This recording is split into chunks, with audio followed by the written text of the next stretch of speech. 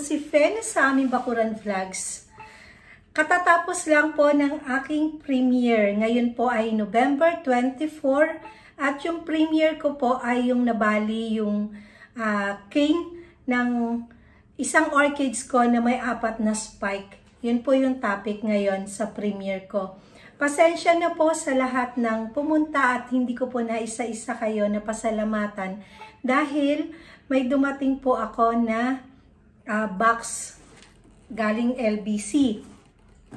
Ito nga po yan at ito po yung isi-share ko sa inyo ngayon. Pero bago po tayo magsimula, sa mga bago pa lang po dito sa aking YouTube channel, paki-like, comment, and subscribe po. At huwag niyo pong kakalimutan na i-click ang notification bell para po ma-notify po kayo kapag meron po tayong bagong upload. Yan, i-start ko na po na i-open ito. Ito po ay galing sa Mindoro. Ayan, ito po ay halaman.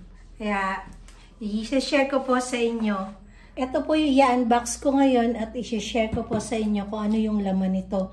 Ito po ay galing sa Oriental Mindoro.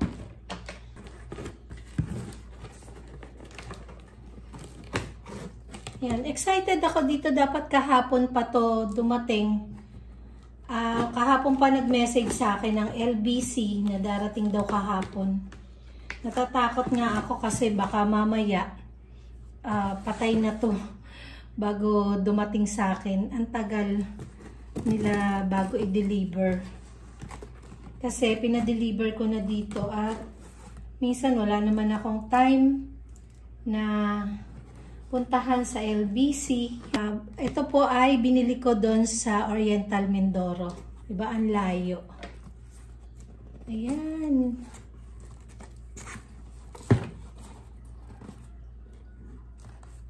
Wow.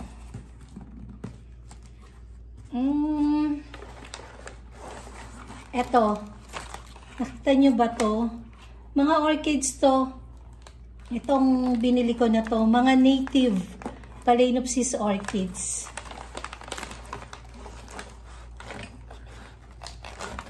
Ayan, excited ako dito. Alam nyo ba na matagal na ako naghahanap ng mga native na orchids kasi mas gusto kong alagaan yung mga native kahit sa mga dendrobium orchids. Ang native ang gusto kong alagaan. Kasi madali silang alagaan at marami silang magbulaklak.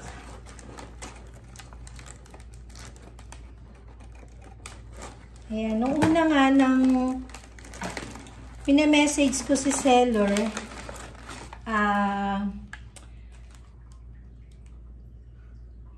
bumibili ko sa kanya, nakita ko kasi ito sa post niya.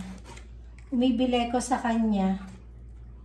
Nakalimutan pala niya, araw-araw nagme-message ako sa kanya.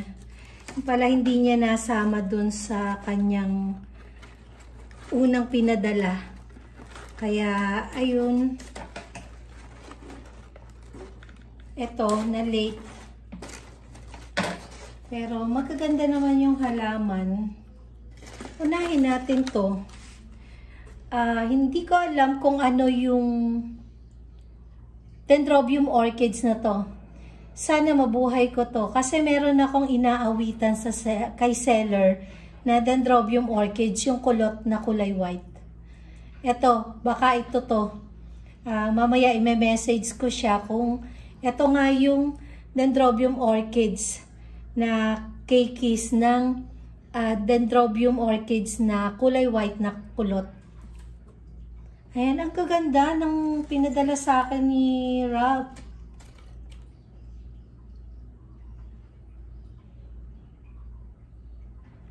Ayan, oh. Hindi ko maaninaw.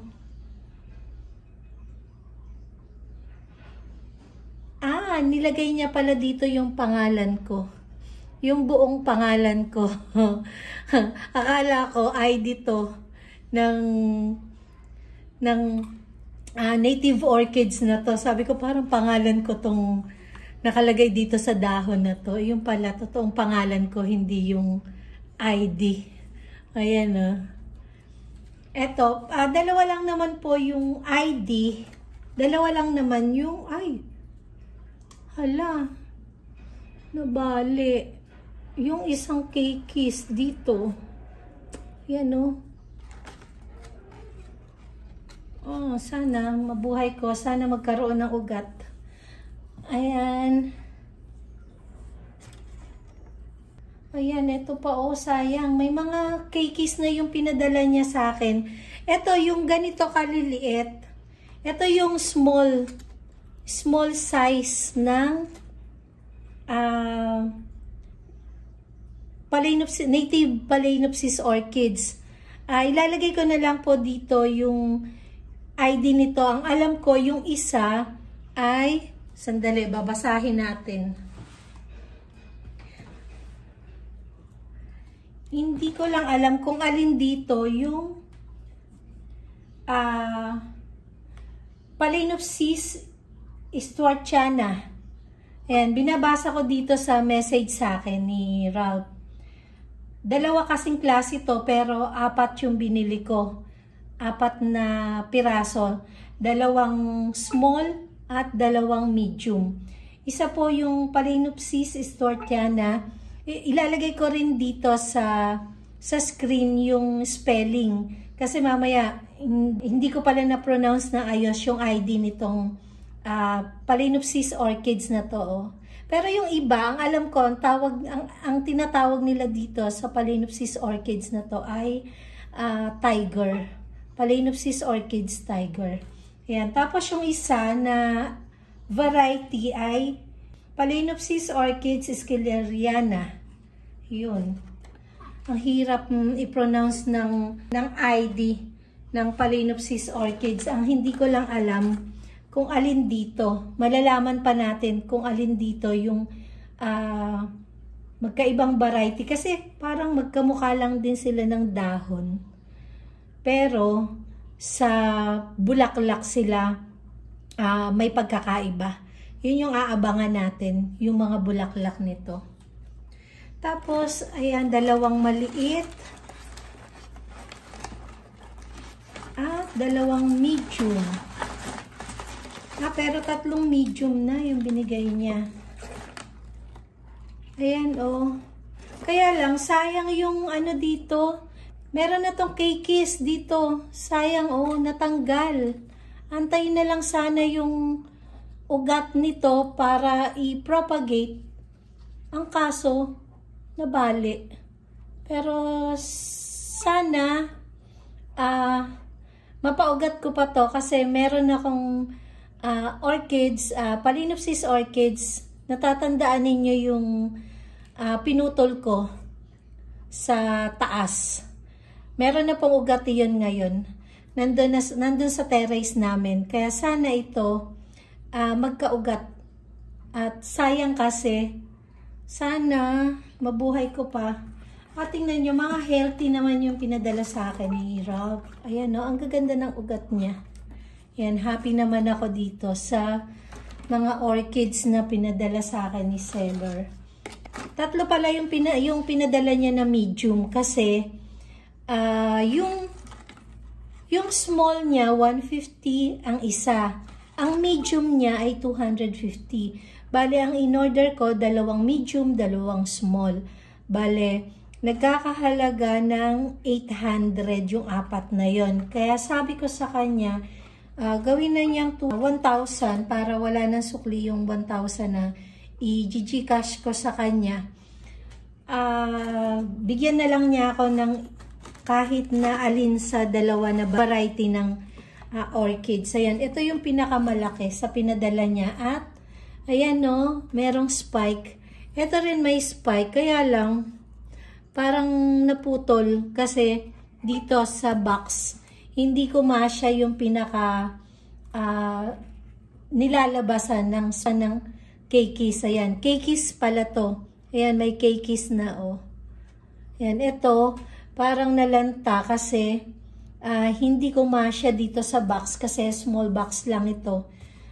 Siguro, kung ilang araw din ito na nakalagay sa box. Ayan, naka-curve. sila dito sa loob ng box, kaya ganito nangyari. Parang yung isa na naputol. Ayan, oh, ang gaganda. Ayan. Meron na ako nito, Stuartiana, tsaka Schilleriana. Ayun. Ay, eto, parang merong ano, oh. Ayan, tatanggalin na natin ito. Oh, hindi pa. Linisin ko na lang. Meron kasi siya na parang mga, yung pinakaitlog ng spider dito. Yan. Yan lang. At, yan, baba natin. At pakita ko sa inyo. Ayan. Ang ganda. Malulusog yung mga native Phalaenopsis orchids na to. Napakalulusog nila, oh. Ito lang nga. I-update ko kayo dito kapag nabuhay ko at nagkaroon siya ng ugat. At ito, tatanong ko rin sa kanya kung ito nga yung inaawitan ko sa kanya na Dendrobium orchids, kasi pinakita ko nga sa kanya yung mga orchids ko dito. Sabi ko baka meron ka na wala pa ako. Yun yung bigay niya sa akin kahit kay Kiss lang. Ito, mukhang ito naman yung freebies ni Ralph sa akin. Yan, oh. Kaya ito pong lahat na to, nagkakahalaga po to ng 1,000 pesos. Itong lahat na to. Napakita ko na po sa inyo yung dalawang variety ng native orchids na binili ko doon sa Oriental Mindoro. Siya nga po pala, ito pong mga native orchids na to ay hindi po galing sa bundok o sa forest. Ito po ay sariling alaga po ng seller. Ang seller po nito ay si John Ralph Agostino na taga Oriental Mindoro. Napakarami po niyang mga native Phalaenopsis orchids. Parang 3 variety yata ang meron siya ng native. Talaga pong yung mga nakakapit doon sa puno ng lansones niya at saka yung isang puno pa.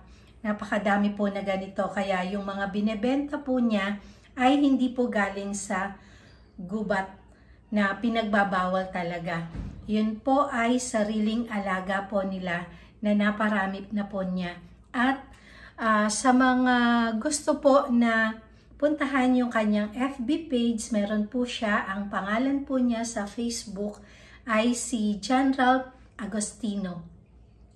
Napakasipag at napakabait na bata po yan. At saka magaganda din po yung kanyang mga Vanda orchids. Makikita nyo ang gaganda ng mga bulaklak niya. Ang gaganda ng mga bulaklak ng orchids niya. Iba't ibang klase ng bulaklak ang meron din siya doon sa kanilang bakuran. Kaya natutuwa ako na panoorin siya. At nang minsan nga, natapatan ko na nagla-live selling siya ng mga orchids. Tapos nakita ko na pinakita niya nga po itong mga native Phalaenopsis orchids na to. Kaya po, minessage ko siya at bumili po ako ng 5 piraso nito. Kaya tingnan nyo, ang ganda, oh. May dalawang keikis na lumabas. Ganito po yung keikis ng mga ganitong native orchids. At ang gaganda po ng kulay ng bulaklak nito. Maraming salamat po sa lahat ng walang sawang nanonood at walang sawang sumusuporta sa aking mga video. Keep safe everyone. God bless.